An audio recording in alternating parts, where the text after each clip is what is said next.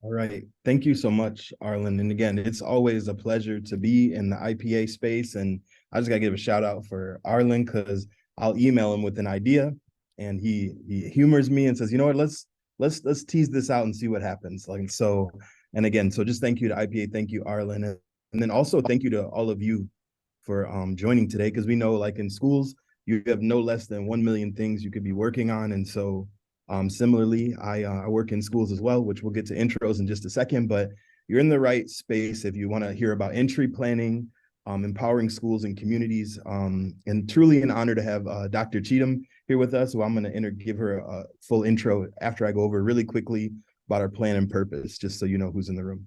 And then we did our intros via chat with each other. So essentially, what we want to do in this space is we want to look at how leaders enter spaces. And we want to look at like what are the typical phases that we would go through when we enter spaces, whether you're a director, whether you're a chief superintendent, whether you're a principal, assistant principal, a teacher lead, department head, all of this is applicable for you. And then even outside of education, but specifically for our purposes as educators, everyone here in the room, how do we enter a space? What is the right move to enter the space? What are the moves we need to make, the conversation, the listening that we have to employ? We're also going to put an equity lens on that because it makes sense as we are leaders of equity. Like what does that touch look like and how do they fit together? And specifically, we'll spend time around listening.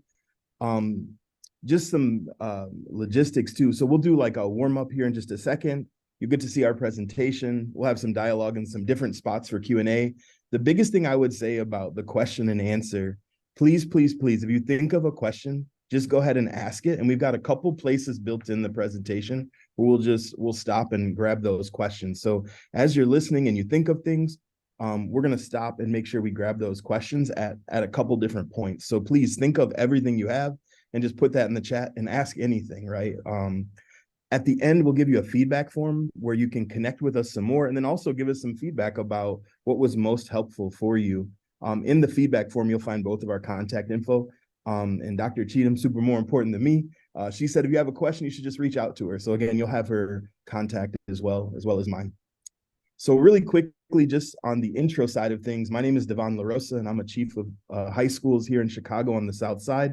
Specifically, I work on the far south and southwest side of Chicago. I'm a chief of schools. I love my 10-year-old. She's like, Dad, what do you even do all day? And I was like, that's like a really good question. I work with principals and their professional learning and support. When they have a problem, we try to solve it. But really, I act as their partner and thought partner, as well as like growth and development, which we'll get into a little bit more as we go. But I'm going to be honest with you. When I asked Arlen, can I do this topic? All I had was this book, Jen Cheatham's book, which you'll get to see the copy on the next slide in just a minute. And I was like, it'd be amazing if I could ask Dr. Cheatham to come join me in doing this. So she agreed. And so really quickly, who will be sharing with you is Dr. Jen Cheatham.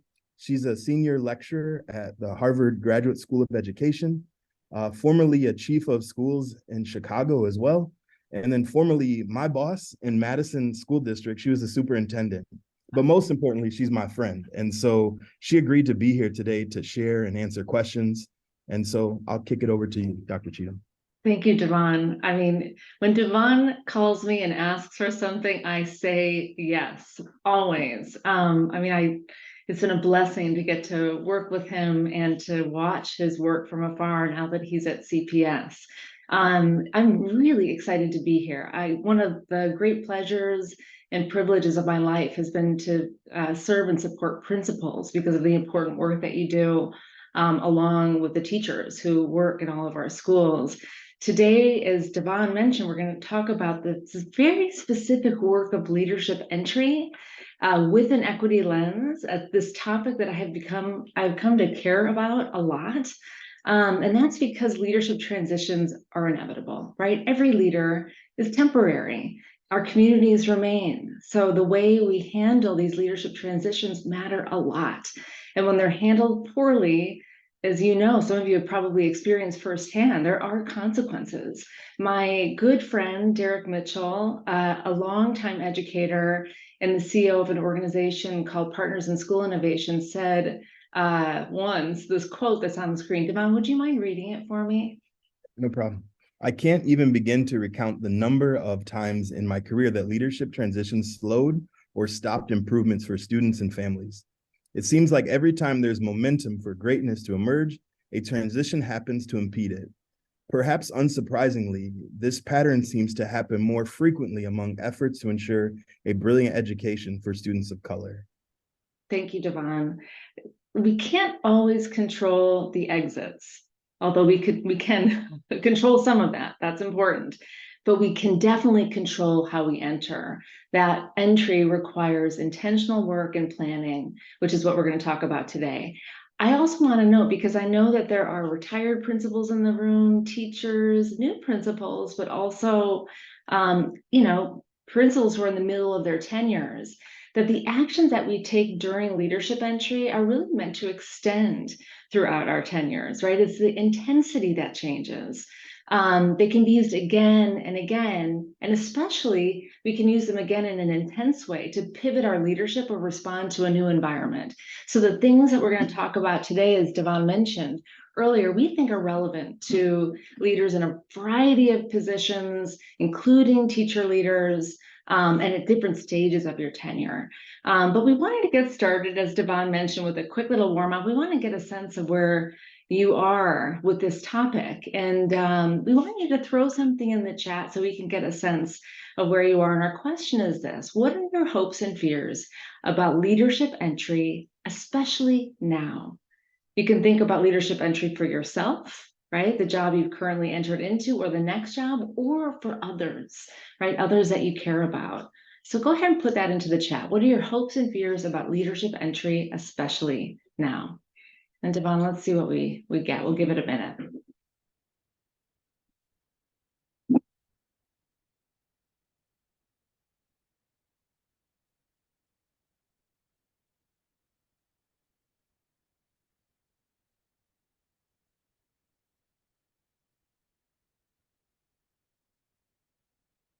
All right, it's coming in. Thank you, Laura. Making sure that all stakeholders have a voice and that we can get and keep momentum going.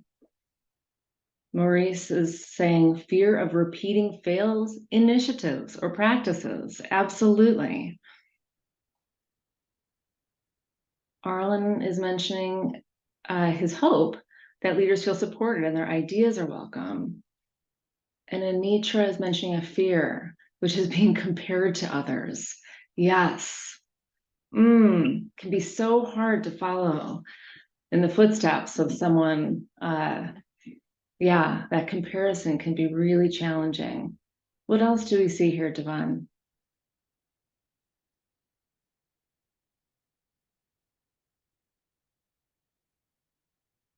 The fear of not being able to reach every stakeholder. Okay, excellent. We're gonna keep these hopes and fears central. I think we're gonna be able to touch on many of them, because we want to try to build up your hope, because there's so much promise in leadership entry, and diminish your fears, because there are strategies that we can use to help us along the way. So Devon, let's get into it. I want to start by sharing. Oh, that's perfect. Go to the next slide. I wrote this book. Actually, go to the slide before. Is there a slide with the 3 phases, Devon, or did that get, oh, there we go. That's what I want. Perfect. So I wrote this book, as Devon mentioned, along with a couple of colleagues, Chicago-based, Rodney Thomas and Adam Parrott-Sheffer. We did it based on a big literature review, interviews with dozens of leaders in the field, with a variety of identities and identity markers, and of course on our own experience. And we are excited to say that we build on the work of great people who've come before us, like Barry Jentz, who recommended, years ago, that leaders structure their leadership entry into clear and predictable phases over something like a 90-day period. We also recommend distinct phases with related steps that are outlined in the book, and you can see some of those here. When you think about the phases of leadership entry, the first phase are really the things that you should do before you even started on the job. That includes gathering available data, getting more familiar with the local context, getting to know all the key players. Once you've started the job, you really focus on listening and learning. This is what you hear a lot about in leadership entry. It's really the heart and soul of leadership entry. That's when you introduce yourself to your community. Even if you're coming from within the school district, you have to sort of reintroduce yourself into the new role. You've got to share your entry plan to make it explicit, what you'll be doing during those first few months. You then engage with a variety of stakeholders to gather their perspectives on things. You make sense out of all the data that you've gathered, and then you communicate back with your community what you think you've learned to kind of pressure test whether or not you got it right. And then for many, there is a very natural segue into this third stage, which is all about strategy development and action planning. That's pretty typical that a leader, especially a principal or central office leader, will be expected to segue into action planning as a result of what they've learned about the organization, its strengths, and its challenges. Devon, if you could go to the next slide. In our book, however, we wanted to dig a little deeper. Oh yeah, this is it, perfect. We wanted to dig a little bit deeper about the nuanced moves that leaders must make early on when the goal is to empower a community to make equity-focused change. Even if you don't want to call it that, right? Which means helping your community identify the invisible structures, policies, behaviors that sustain unequal outcomes and create new ways of working that open up the possibility for every child and family to thrive. If you could go to the next slide, we realized that there were some kind of critical shifts that we needed to make in our approach to leadership entry if we were going to do it in an equity-focused way. So I just want to highlight a few of these. So for example, equity-focused leadership entry would require not only looking outward to understand the organizational and community context, which is very typical of leadership entry. Progress. And we have a little background noise. Great, I'm going to go ahead and keep going. We also, so it's more than looking outward, but in equity-focused leadership entry, you really have to also look inward. Who are you as a leader in relationship to the context in which you'll be serving? And that includes really understanding how who you are influences the way you view the work, like the task you've been given, and it includes really reflecting on how you may be perceived coming into the job, right? Based on race or gender or age, right? Like you just have to be real with yourself about who you are coming into the job. So that is a big shift from looking outward to also looking inward. The other thing that we realized was that leadership entry for equity would require not only sharing our own personal core values at the beginning of our tenure, which is very typical. If you look at kind of a standard leadership entry plan, you'll often see leaders listing their personal core values. But we realize that it is equally important to consider deeply the values of the communities we serve. It's somewhere between your own values and the values of the community that you can really focus your attention in those first few months, right? Those are also the values you can fall back on in difficult times. Happy to talk about that more, but again, the shift is from just thinking about our own values to thinking about them in relationship to the community's values. The third major shift was about the kind of typical focus at the beginning of one's tenure on diagnosis of problems. The way that I was trained was that this is what you do. You come into the district, you figure out what's wrong, right? And what needs to be made better. But we've learned that the identification of problems, if you're an equity-focused leader, have to be problems that stand in the way of your community's aspirations. Meaning problem identification is meaningless if it isn't anchored to a vision that's worth pursuing and a vision that your community believes is worth pursuing. We also realize that in equity-focused leadership entry, it's not just about communicating to your community what you think you've learned, the themes or findings from your listening and learning, which is very typical. But in equity-focused leadership entry, the communication phase provides a really important opportunity to change the narrative, because there are often deficit narratives, especially about students of color, and honestly about public schooling in general, but also to name hard truths and inspire people, right? We need to inspire hope in the way that we communicate with them. The more you can bring people along on your journey through your leadership entry, like you want them to be kind of alongside you in the process, the more those messages are going to resonate for them. And then lastly, we've realized that equity-focused leaders need to do more than get into action. Again, like it's so typical, we diagnose the problems and then we take action. But in equity-focused leadership entry, it's about galvanizing a community to take action, right? It's galvanizing change, a very different way of thinking about the process and the purpose of leadership entry. If you go to the next slide, Devon, I do want to highlight one thing from our work. Oh, actually, I forgot about the slide, Devon. I want to pause on this. Underneath everything that we're talking about is a kind of theory of action. This is right, like an idea about like how these particular actions will produce a particular set of results.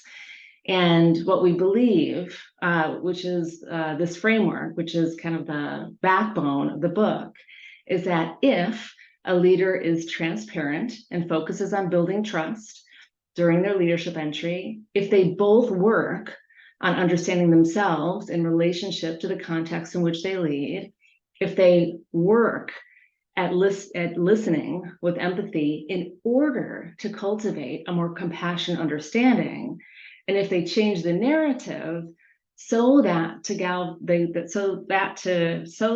they can galvanize people for action, all while taking care of oneself and the community. This is where compassion becomes especially important. Only then will we be able to make the kind of equity-focused change our organizations deserve. So I realize that this is a very high bar that we've set for ourselves, but this we believe is the work of leadership, and it's lifelong work. Devon, could you go to the next slide now? The one thing that I really wanted to emphasize is that last point about self and communal care. When we did our research on leadership entry, the thing that we did not anticipate as much as we probably should have in advance is how important this concept is every step of the way. Self-care is crucial because leadership entry can be really hard on the leader. The mere act of empathic listening can be emotionally draining. Depending on who you are and what you're hearing, it can even be re-traumatizing, right? You really need to design the process so that you can take care of yourself, take breaks, share the load. It's dangerous, honestly, especially for women and people of color who are often under increased scrutiny as leaders. That is especially true in those first 90 days. And if we give everything we have, which these jobs often demand, we can find ourselves in trouble, like physically and emotionally. Like you will be exhausted just 3 months into the job. So self-care, again, is crucial. But it is more than that. We learn that leadership entry, it kind of brings to the surface a lot of unresolved pain. Some of it's organizational pain and trauma, right? Because of the reorg upon reorg, or, just some of the things that happened that have never been resolved. And it brings up community pain and trauma. So much of it gets swept under the rug, right? But it resurfaces when the new leader starts asking questions. We think that by giving people agency to identify and solve problems with you, by making sense together, by dreaming together, leadership entry can actually offer a kind of communal healing that our organizations and communities deserve. I think when we think about it in that way, it makes leadership entry just even more important and potentially impactful. So that is just a little bit about leadership entry. I think we should pause here, Devon. What do you think? And just let's see what's coming up in the chat. Let's see what people have to say, and we sit together. You and I can have a discussion about what we see. Yeah. And so please feel free to make a comment. Even a comment can lead to something you want to hear about, or maybe we can expand on it, or if you have a specific question, drop that in the chat. If you adjust it to where it says everyone, that's fine, or you can put it just to the host and panelist, however you'd like. Great.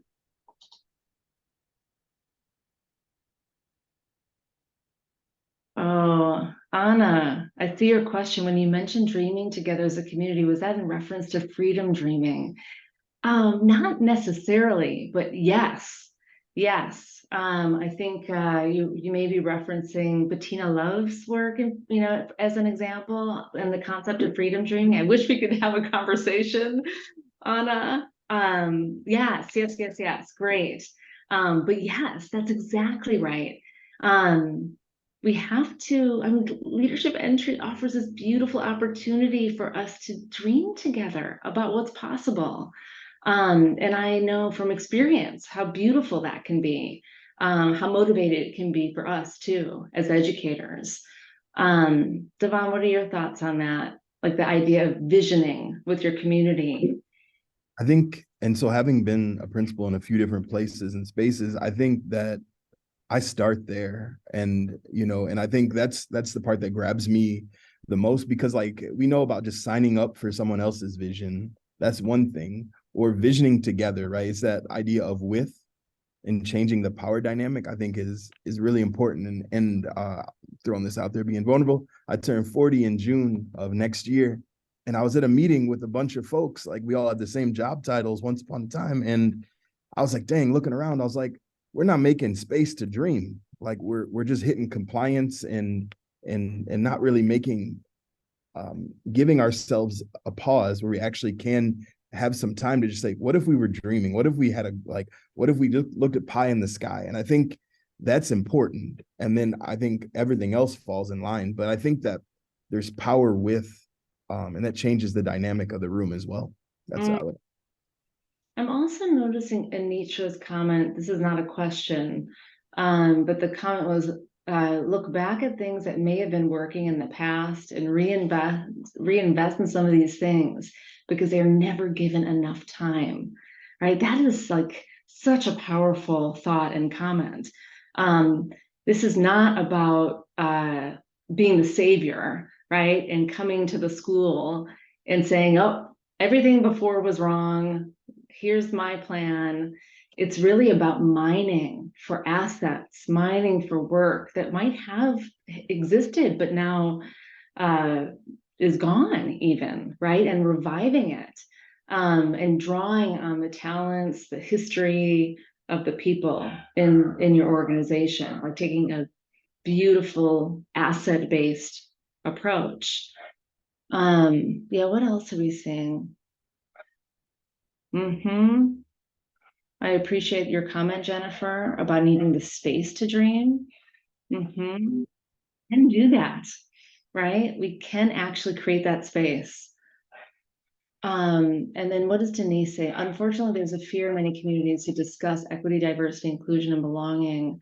These are equity concerns in every community. We must have a shared definition of equity and diversity. Yeah. I agree with that idea of having a shared definition and using more descriptive language, right? I mean, if you can get away from the words, right, that get everyone kind of riled up and upset. I hope you know what I'm saying, but the kind of dog whistle words, that are being used today, by using descriptive language, most people, I think, can get around the ideas that are behind the words equity, diversity, inclusion, belonging, right? If we're using more descriptive language, right? For most people, it is what we want for our children, right? Let's try in our efforts always to be explicit about the problems that stand in the way, while also trying to get as many people like kind of under the tent, right, as we can. I mean, at least that's the way I think about it. Yeah. And the only thing I would add, Dr. Cheatham, is like, I mean, lead with humanity. I mean, so if other words scare you, I mean, this idea of humanity and being human and looking out for each other, I mean, remember my brother saying good looking out, right? I mean, that's what we're talking about for each other. And so you are right, though. Words can get us bogged down a lot. Agreed. Agreed. Should we move on to the next part? Devon, what do you think? I don't see Let any other questions. Do you? Nope, let's do it. And then what we can do is we have another spot so we can keep the questions going and then we'll grab more. Yeah, and I'm just noticing Maria's comment. If districts have a high admin turnover, that makes it hard to continue working on projects long term. Yeah, everyone has their own vision. Many don't take the time to survey staff on what is working before they came to the district. Yeah, yeah, I know. I mean, there's something about our responsibility as leaders not to do that again and again and again to our communities. How do we stop that cycle, right? It is on us.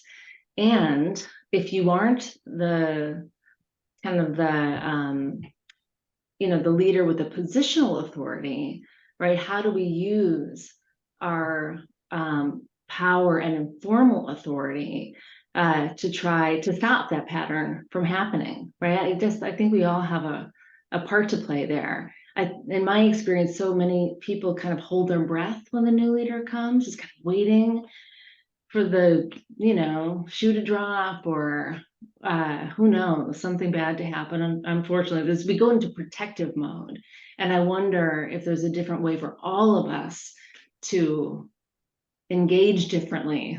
I don't know, I've never said that out loud before, Devon. I'm just wondering about it based on Maria's comments. Like, what role can we all play? You know? Okay, so let's go on, and we'll open it back up for questions in a minute. But before we come back, Devon and I thought it might be helpful for us to go a little deeper into one of the most crucial and challenging aspects of leadership entry, which is all about listening.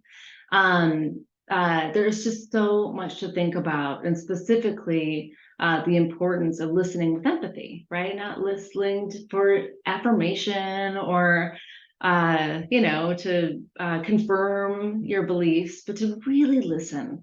If you go to the next slide, Devon, there's a lot to think about when kind of designing how to listen to members of your community.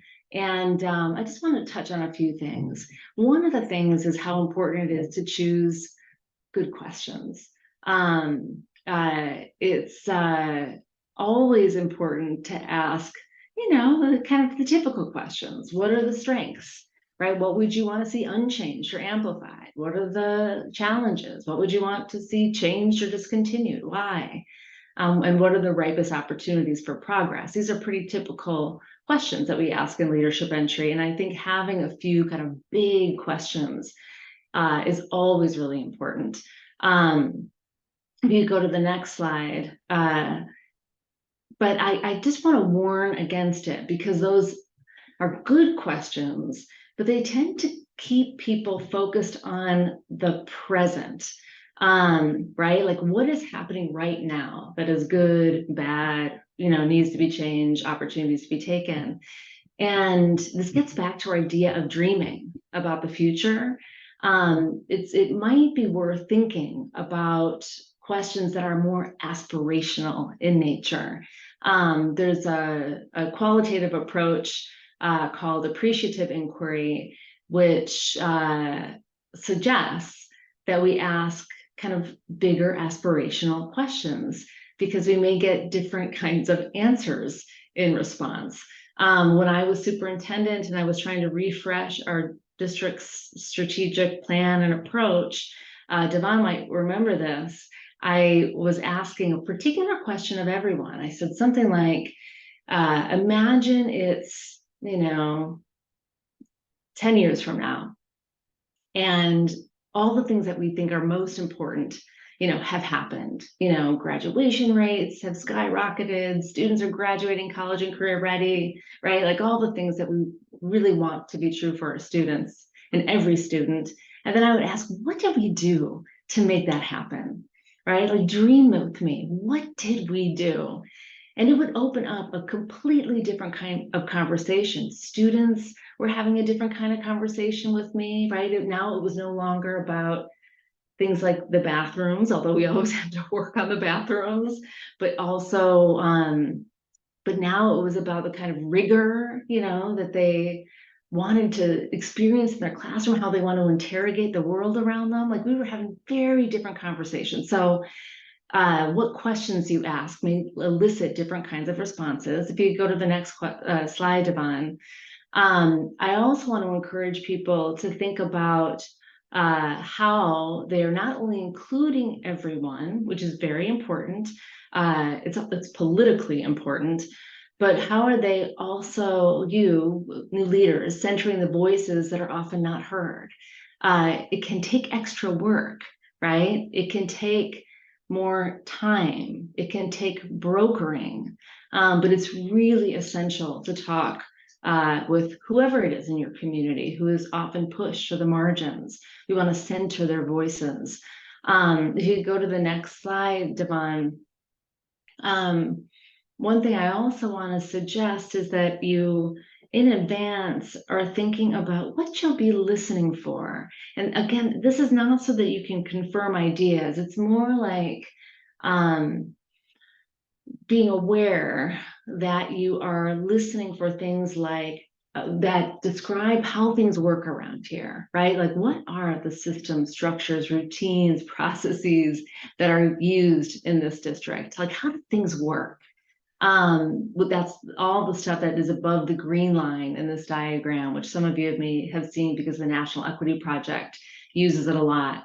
But you're also listening for things that are not just technical ways of working in the organization, but relational. You're listening for the quality of trusting relationships, how people identify with the school or school district, their feelings about it, their attachment to it. You want to listen for how information is flowing or not flowing, who's getting information, who's getting what quality of information, right? Like you're listening for all these things, which is important.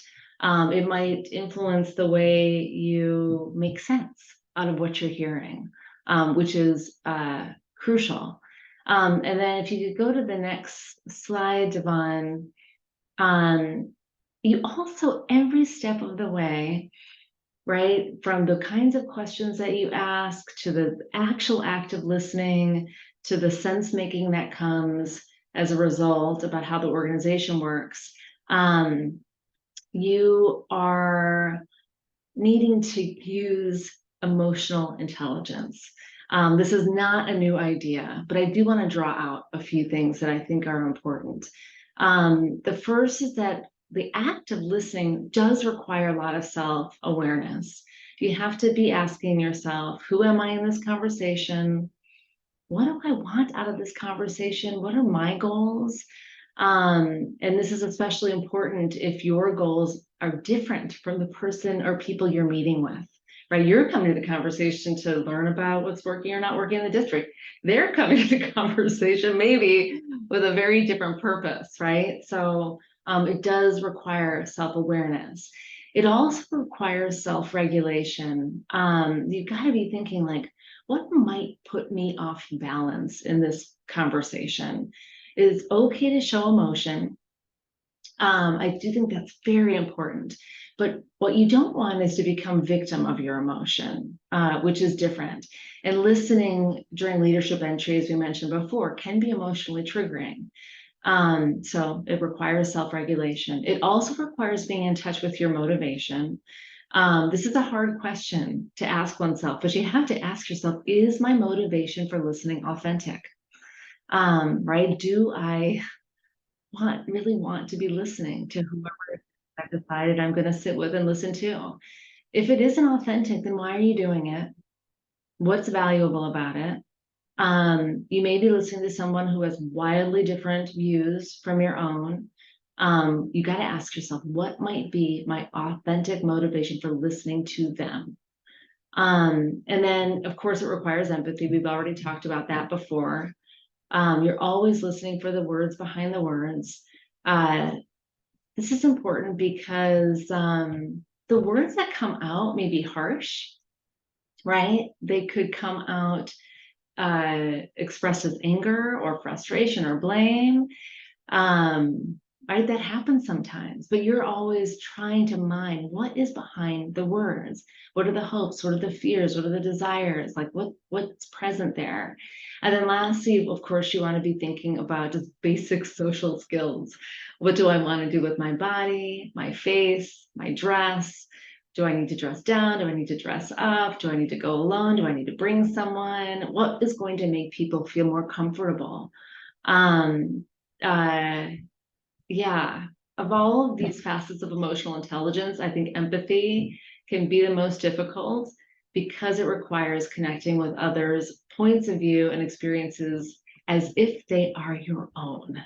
And which with polarizing views, right? Everybody knows what's happening these days. That can be especially hard. So with that, Devon and I were thinking we would take just a few minutes. Devon, do you still want to do this? Let's give it a shot. Let's see what we can do. Okay. What do you think? We were thinking we would model for all of you, and we've not planned this out. We're like, this is not scripted at all.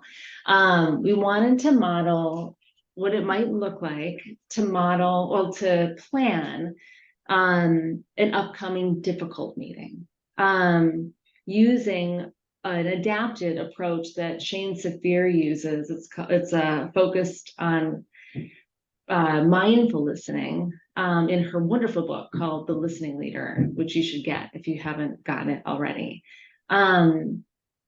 She suggests that before you go into a difficult meeting, you need to kind of sit with yourself or maybe sit with a friend, colleague, coach, and think about kind of in stages. First, who you are in this conversation. Next, who the person or people you'll be talking to are.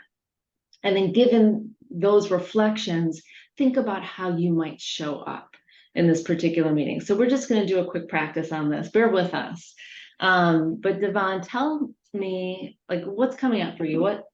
What difficult meeting, and I don't mean that in a bad way, like a challenging meeting, meaning that could go wrong, that is coming up in your future.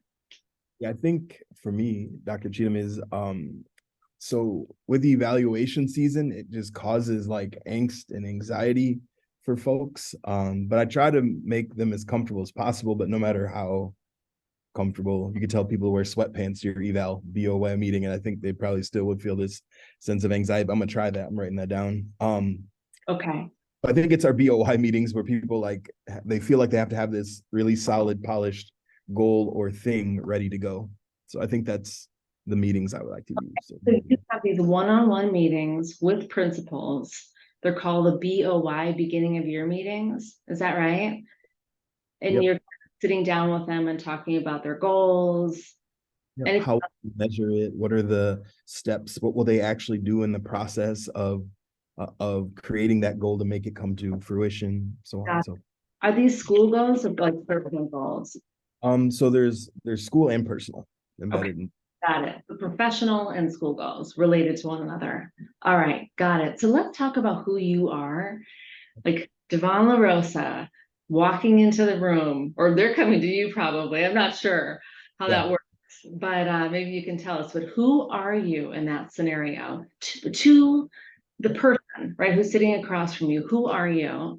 Especially through the lenses of race, culture, gender, age, and role. Devon, yeah, who are you in this scenario? So really quickly, I'll just say we try to do these in person only if somebody's like sick or something. We'll do it virtual because we lose that interaction and that connection. So we do these in person because I think that's important. But again, if make an accommodation for an accommodation, you got to do it. It's no problem. But as I walk into the room, I'll just share like I'm a big guy, black, cisgender male. I told everybody already my birthday, June 21st, 1939. Send me a present or a gift. I take gifts. I'm the chief of schools, so I'm their direct evaluator. But I think just calling out those pieces are important, right? In this context. Why are they important, do you think, Devon? Yeah. And so doing like I've done some work with um the identity wheel, Yeah, understanding myself so that I can understand a who I am, but how others view me and yeah. what I find which part of my identity am I most conscious of, and Mm, then well which am I least conscious of, which might play into things I need to work on. So I think understanding me all day just helps me be a better me. But then as a boss or as a leader, I think it's important to see how do others view me and what blind spots might I have. okay, okay. I love that. And I love that you mentioned too your birthday because you are maybe perceived as younger by some of the people that you evaluate. Right? This is all playing out, but we're raising your consciousness about it. Tell me, Yeah. Devon, are there any, this is a hard question to answer, but what unconscious biases might be at work for you as you go into these one-on-one meetings? What do you need to be raising your unconsciousness about? Yeah, I think having been a principal of like big schools of almost 3,000 and schools of 800, like I think I bring 8 years of principaling that sometimes will just come out and I don't even realize that it's coming out.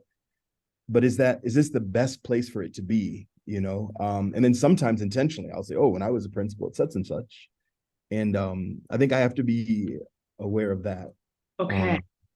Um, Yeah. Okay. So you may be maybe even judging, like, oh, doesn't this person know how to do this right. thing like I did? Okay. Yeah. And you're going to rely heavily, maybe, on your own principling. What messages might you be conveying consciously or not to the principal that you're sitting with in this scenario? Yeah, I think what I could be conveying, and if you ever bring up your own experience, I've done this so much that I have to watch it, that they have to be like me. Mm. And talk to my 10-year-old, she'd say, please don't be like it. No, just joking. But I mean, like that I am the godlike or like the best person to have ever lived. Once upon a time, I had a boss that like asked you to be like him, and we never knew him that way. And so I don't want people to feel that they can't be themselves, and they Mm. should be themselves. And how I operated and navigated maybe worked for me, but it may not work for them. So I think that's something I want to be mindful of. Okay, that's wonderful. What are you going to be listening for, do you think, in these sessions, Devon?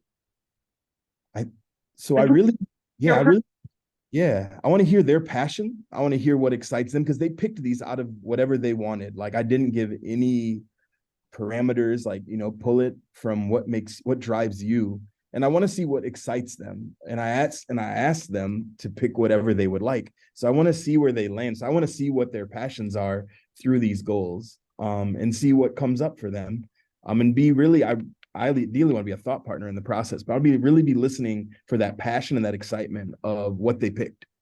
Okay, that's great. So, Devon, I mean, you could be a bit intimidating to some people, given some of the characteristics that you described, especially being the boss, right? The final evaluator.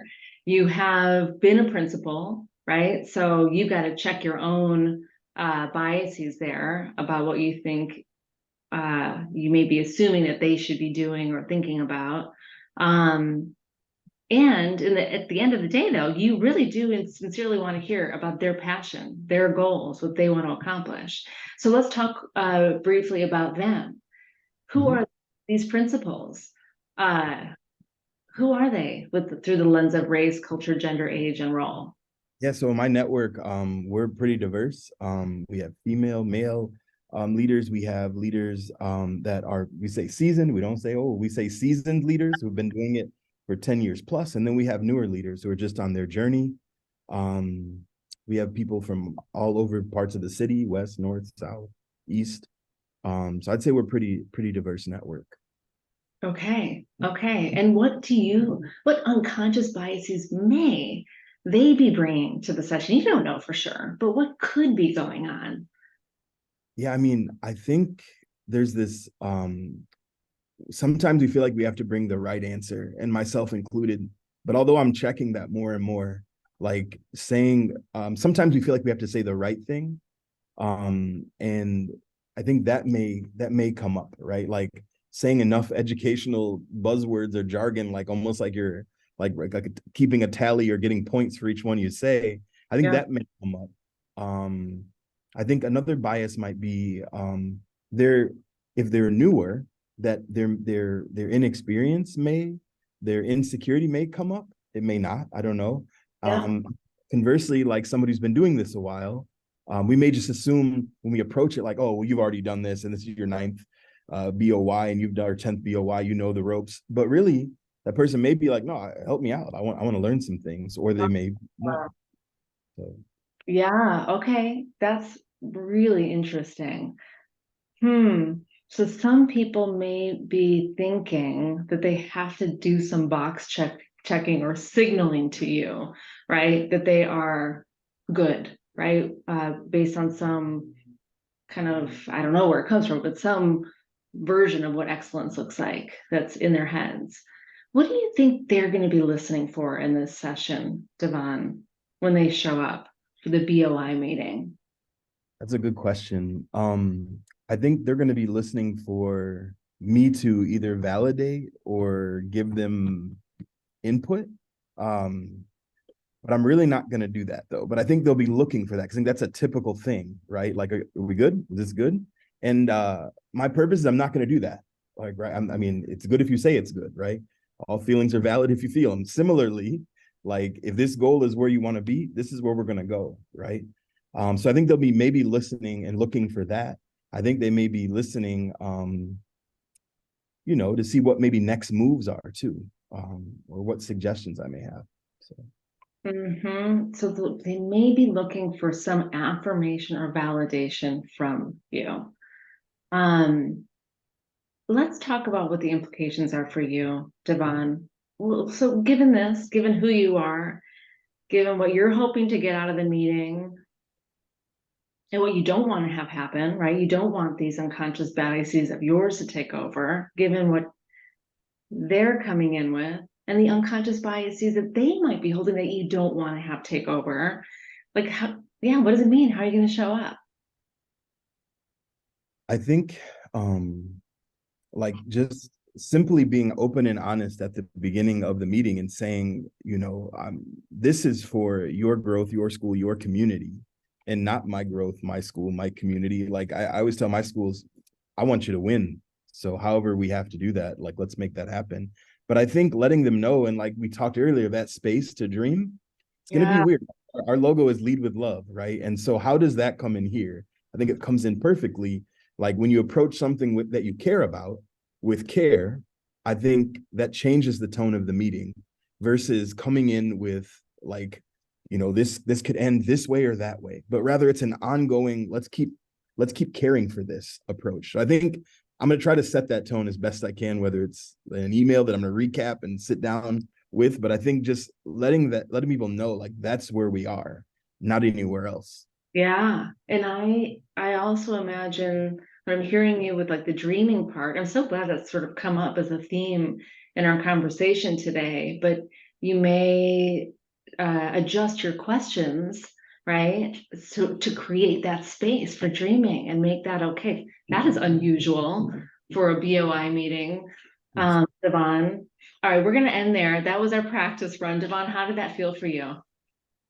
Gave me some things to think. I have notes over here, so I gave me some things to think about. But I appreciate that. It felt good. It felt good to the self part, and then anticipate who knows what the others could be, and then where could it be? Like what could be a next move for me? And so Right. appreciate that. Yeah, and to imagine, like you said it, that we probably have you have some experienced principals who've been through this a bunch of times before, and it didn't go the way you're talking about it, right? It might have felt quite different. And to know that they're carrying that into that meeting. Okay, so if only everyone could have a boss like you, Devon. I just need to put that out there. Lead with love. I think that's so excellent. But let's get some reactions from everybody. Yeah, just curious. We tried this. What are you taking away from this mindful listening discussion? How might you use this practice in your own work? Go ahead and drop some thoughts into the chat so we can see. Anna, thank you for that reaction. And I think she's saying, thanks, Devon, for being so open and honest with your responses. Gotcha. Yeah, tell us, what are you taking away from this discussion? How might you use this practice in your own work? And honestly, I think we can also take some final comments and questions, given we only have a little time left. What do you think, Devon? Take them. Yeah, we can. So respond if you, and thank you, Anna, for sharing too, and be opening the door, being the pioneer. And then anyone else, if you have other questions for Dr. Cheatham or anything I can help you with, feel free to put them in the chat, and we can, in our last minutes, go ahead and respond. The last thing I'm going to ask you to do is I'm going to give you just one little, it's like 3 questions form for us to fill out so we can keep the dialogue going too. Hey, Chad, happy birthday to your son. Okay. Birthdays are important. Yeah, I love these comments too. Yeah, Mary Ann, this is a great way to support difficult conversations. Yeah. Thank you, Maria. Yeah. Yeah, how could we build this kind of practice into our planning, right? Like, it doesn't mean that the conversations are going to go well, right? Always, difficult conversations are difficult. Yeah, excellent. A whole new practice to active listening.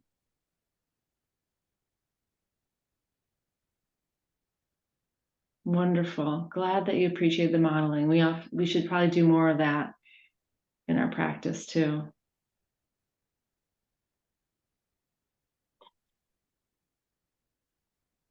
Ooh, Ebony, I'm loving this idea.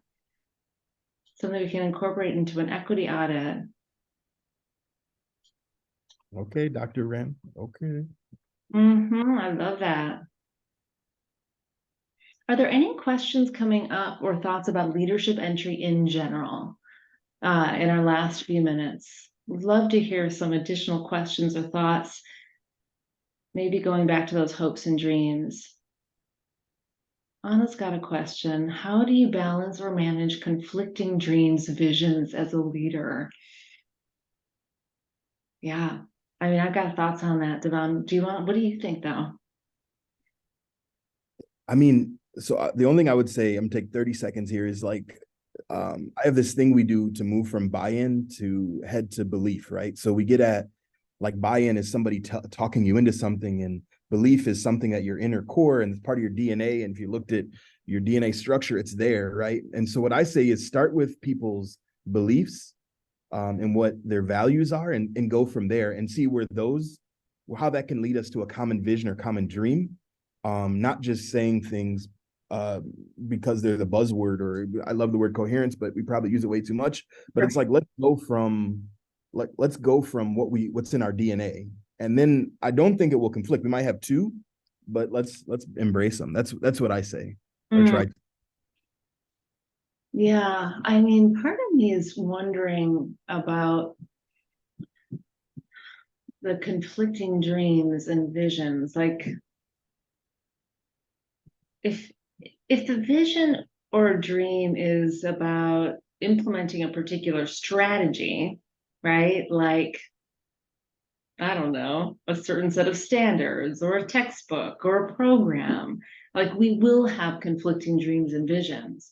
But if it is bigger than that, right, about finding the kind of place where we can agree that what we all want for our children or our teachers, I think it's just always about finding these spaces of agreement, and that there's, if we can get higher up, right, to the kind of level of vision, I think there may be more agreement than we realize. And then it makes it maybe easier to talk about the specific strategies as aligned to a vision and as addressing a real problem that stands in the way of this bigger vision that we want for our kids. Oh, that's really nice. I would also say on the vision stuff, Denise, or was that Denise or was that Anna? Anna, that in my experience, finding the place where we can agree, even though there may be places of disagreement, but the middle part of the Venn diagram, if you can start there on the things where we do agree, then you can start to expand out from there over time. I hope that makes sense. Yeah, yeah, it's only through dialogue. Mm-hmm.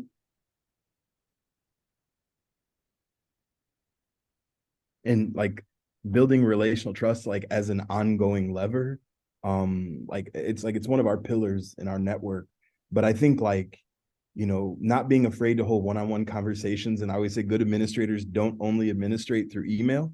Like, sometimes like going down and talking to someone or driving over and showing up and having a cup of coffee somewhere goes a long way, not as like a performative move, but Yeah. if that's who you are, that comes across better than an email with 3 bullet points that's maybe doesn't make it much sense. Or again, holding one-on-one conversations is a relational trust move. And so I'm still working on my journey with it as well. Like, but just throwing it out there as something that we're continually working on. And when you enter a space, like Dr. Cheatham talks about relational trust as like a theme and as a feature and as something like to embed in our work. And I don't know that we're ever done with it. I think we're continuing to find ways and to figure out how might we build relational trust in the spaces that we enter.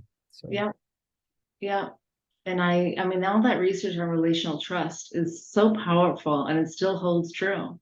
Being present, showing that you actually care about the human being, even if you disagree. right. All of that, yeah, showing your competence. These things really matter and it matters every day. All right. Well, Devon, thank you for having me.